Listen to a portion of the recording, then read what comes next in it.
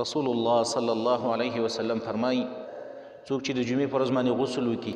او کامل غسل وکړي، دویم وبکر وبتکر، وختي جومات ته لاړ شي او ډېر وختي لاړ شي،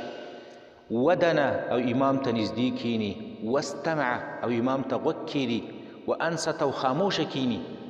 نو کان له بكل خطوة یخطوها اجر سنة صیامها وقیامها.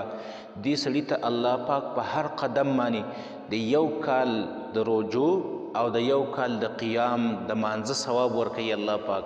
5 کارونه دې وکړه، یو د جمعې پر ورځ دې غسل وکړه او کامل غسل دې وکړه، دویم جومات ته وختي لاړې، دریم امام ته نږدې کېناستې، څلورم غوږ دې کېښود او پنځم خاموش هم شوې، په خوله باندې خبرې اترې دې نه کولې.